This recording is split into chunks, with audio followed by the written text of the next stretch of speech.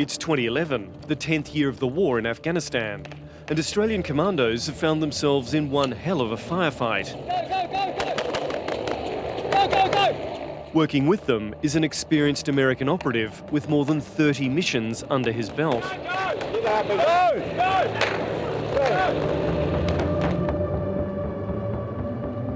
The moment we stepped out into the open, I mean, it was like bees, just buzzing by us. Rounds flying everywhere. Bret Hamilton heads a US Drug Enforcement Administration team targeting the opium networks funding the Taliban insurgency. He forged a close bond with the Australian commandos. They were his partners and muscle on these operations. They were the best operators we ever worked with. I mean, they were absolute consummate professionals. Hamilton and the commandos have just burned more than a ton of opium seized on the mission. And the Taliban isn't happy. And so when we did get ready to leave, it had gotten pretty hairy. I mean, the fire had gone from ineffective to fairly effective. I mean, we were having to keep our head down. The helicopter that's come to pick them up has overshot the landing zone and set down in an exposed field. It gives the Taliban a clear shot at the men running to board it, and a member of the team is hit. It's Bret Hamilton. It hit me in the rear, came out my hip. It was like a mule just kicking me in the rear end, knocked my feet out from under me. I tried to get up and I couldn't bend my knee.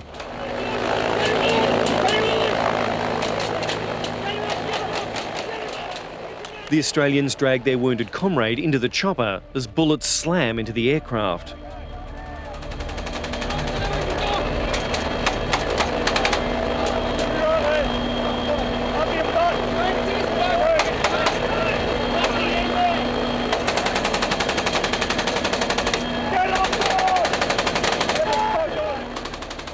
You can just see how just completely chaotic it is.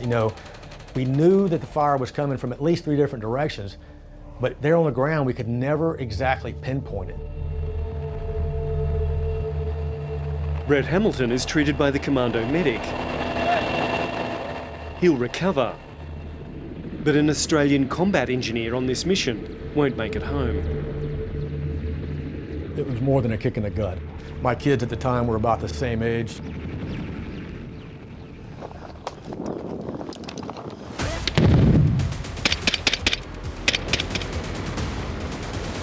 Task Force 66, as Australia's special operations were known, accounted for about half of all Australian casualties in Afghanistan. The joint DEA commando operations were highly effective at smashing Taliban narcotics networks. DEA team leader Bret Hamilton put this success down to a partnership with one commando outfit in particular, Oscar Platoon.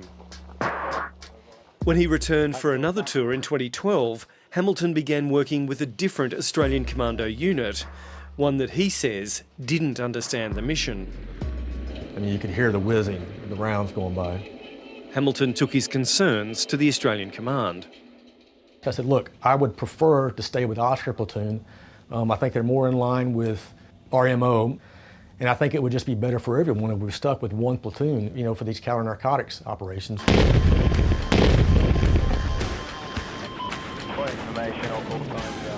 In October 2012, in cooperation with the DEA, the commando's target is a drug network in the district of Karabar, in Helmand province in southern Afghanistan.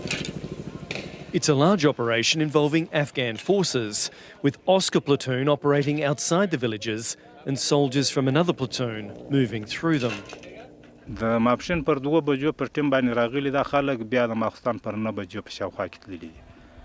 وټکانې کول کیږي وهلي او تاثیر پر خلکو باندې اچول چې مزغلي او راوګرځي او وملیدل اشټکانې پر کول پر خلکو.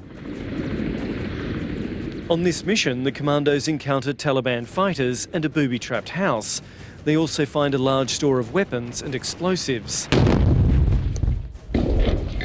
When the raid is over, 7 Afghans will be dead. The Australians recorded all as enemy combatants killed in action. Clear, coming out.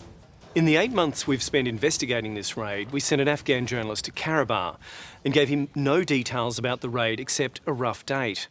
He returned with witness accounts and details of when the raid happened, how it unfolded and the number of people killed.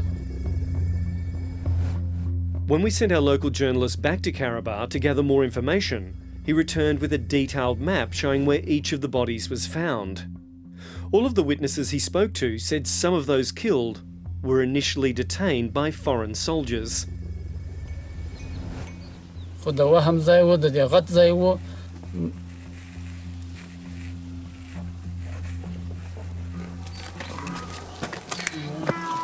A local named Maluk says he was among a group of villagers from the district rounded up by a small group of foreign soldiers.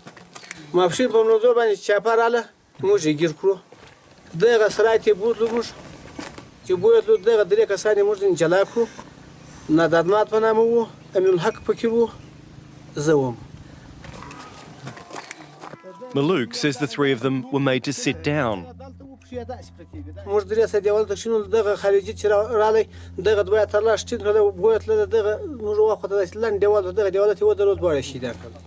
From where he was, Maluk could only partially see what happened next.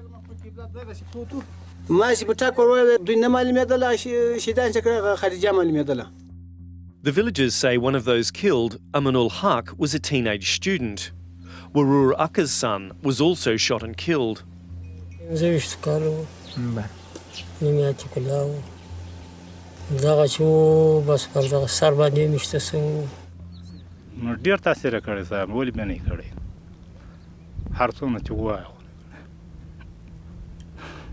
Noor Ali still grieves for his son Abdul Razik, who he says was among the dead.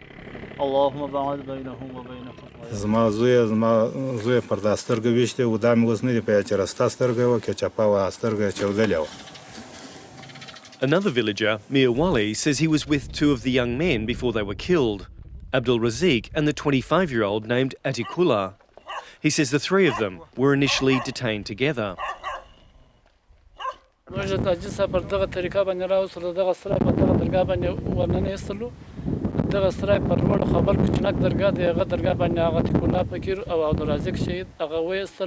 He says he heard the shots and the Afghans were later found dead. Noor Ali says his son wasn't the only member of his family who died that afternoon.